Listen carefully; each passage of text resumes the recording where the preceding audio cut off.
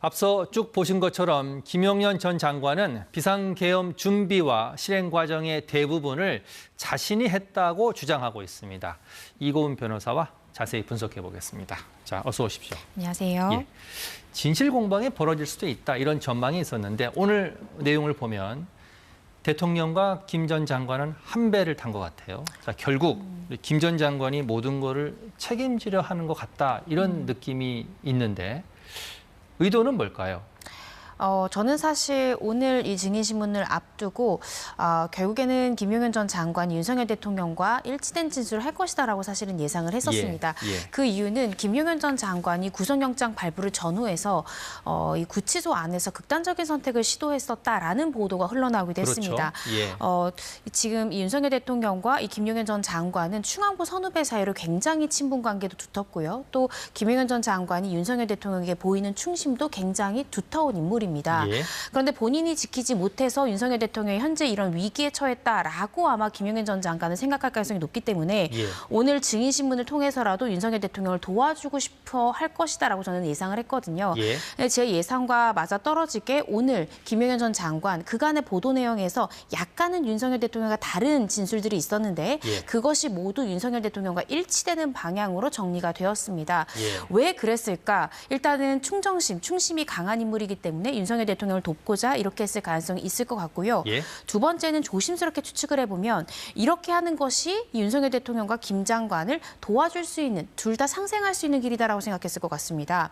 일단은 김용현 전 장관이 윤석열 대통령의 주장 내용에 부합되게 그 진술의 신빙성을 높여주면 파면을 예를 들어 면하는 이 기각 결정을 받아내면 윤석열 대통령이 직무에 복귀가 될 것이고요. 그렇다라고 한다면 김용현 전 장관에 대해서 또 사면을 결정할 수도 있다라는 점을 또 노리지 않았을까 라고 개인적으로 조심스럽게 한번 생각을 해보았습니다. 그런 전략이 있다면 지금 하나씩 살펴볼 건데요. 포고령 작성과 관련해서는 약간 의견 차이가 있었는데 오늘은 김용현 전 장관이 윤 대통령의 주장에 맞장구를 치는 그런 분위기였습니다. 그렇습니다. 그러니까 포고령 작성은 내가 했다, 김용현 전 장관이 했다. 이 부분에 대해서는 일치가 됐었는데요. 어떤 부분이 달랐었냐면 내가 초안을 작성하고 윤 대통령이 다 검토했다라고 그간은 진술해왔습니다.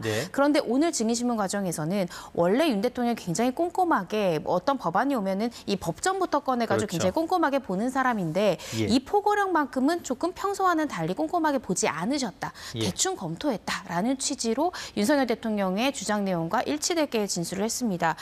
근데 사실은 이 부분은 그렇게 중요한 쟁점은 아닙니다. 왜냐하면 작성을 설사 김용현 전 장관이 했다 하더라도 검토가 설사 좀 부족하다 하더라도 최종적으로 선포한 사람은 윤석열 대통령이기 때문에 최종 책임자는 윤 대통령이다. 네, 최종 책임은 어차피 윤석열 대통령이 지기 때문에 이 작성이나 검토 부분을 윤 대통령을 거드는 진술을 했지만 이 부분이 이 혐의의 성립이나 또 이 현재 판단에는 크게 또 중요하게 작용하진 않았을 것 같습니다.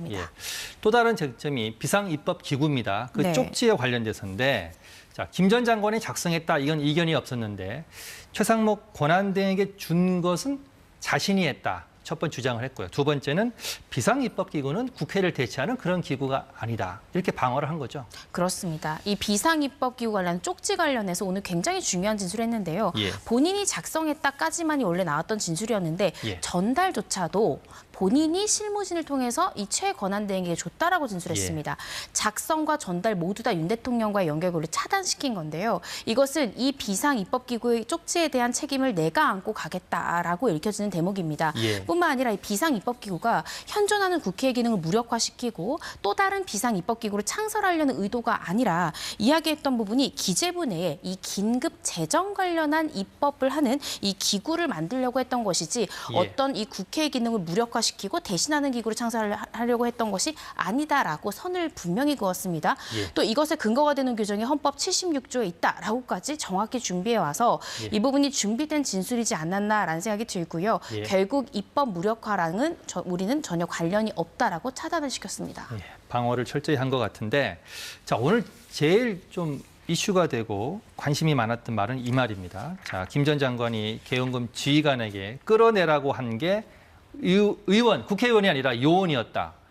좀 황당하게 들리는데 이건 또 어떻게 해석을 해야 됩니까? 결국에 국회의원을 끌어내라, 국회의원을 체포해라 이러는 지시는 결국 국헌문란으로 읽힐 가능성이 굉장히 예. 높다라고 판단해서 국회의원이 아니라 끌어내라라는 했던 대상이 요원이었다. 그런데 예. 이것이 군 장성들이 잘못 알아들어서 이렇게 실제로 잘못 시행이 된 것이다라는 취지로 진술했습니다. 예. 그런데 이 진술은 분명히 지금 관련자들이 있지 않습니까? 뭐 예를 들어 이준우 당시 수방사령관 등이 그것이 아니라 총을 쏴서라도 문을 부수고 들어가서 끌어내라라고 예. 진술했다고 했고요. 또 문짝을 도끼로 부수고서라도 안으로 들어가서 다 끄집어내라라고 진술했다라고 국회 청문회 과정에서 모두 진술을 했습니다. 네. 모든 국민이 봤습니다. 근데 만약에 이것이 요원이었다면 요원이라면 아마 특전사 요원이나 군 장병을 얘기를 할 텐데요. 예. 문을 부수고 총을 쏴서라도 총은 요원들이 가지고 있는데 어떻게 그 총을 가지고 있는 사람들 총을 쏘라라는 것이 말이 성립하지 않습니다. 예. 그래서 이 부분은 이제 차후에 있을 이 증인 신문을 통해서 누구의 말이 사실인지 여부가 명명백백하게 밝혀질 것 같습니다. 설 이후에 5차 변론 기일에 모두 출석을 하니까 네. 그때 또 확인해 볼 수 있을 것 같고요. 자, 오늘 김 장관의 이런 여러 가지 증언 내용이 결국 윤 대통령에게 법적으로는 유리할까요? 또는 불리할까요? 겉으로는 유리해 보이지만 예. 그 내실을 살펴보면 불리했다고 생각합니다. 예. 그 이유는 겉으로 봤을 때는 마치 윤 대통령의 진술과 굉장히 일치되게 진술해서 윤 대통령 피청구인 측의 주장 내용을 강화하는 것처럼 보이지만 예. 그 진술 면면을 이렇게 따져보면 이치에 맞지 않는 것들이 많습니다. 예. 그리고 이미 윤 장관은 한 달 이상 전에 검찰에서 조사받은 조서가 있습니다. 예. 오늘 헌재재판관도 물었습니다. 검찰의 수사 과정에 작성했던 피신 조서 읽고 서명한 것이 맞느냐라고 물었습니다. 그러니까 진정하게 성립된 조서가 맞는지 물었던 겁니다. 네. 그런데 그거에 대해서 그렇다라고 답했어요. 예. 그럼 검찰 조사 때의 진술과 오늘 진술이 달랐기 때문에 아마 재판관이 그 부분에 대해서 질문했던 것으로 보여지는데요. 예. 이런 부분들을 볼 때 결과적으로 윤석열 대통령 진술과는 일치되는 부분이 있지만 이전의 진술과는 굉장히 다른 진술을 오늘 함으로써 제 생각에는 윤 대통령에게 그렇게 유리하게 적용될 것 같지는 않습니다. 예.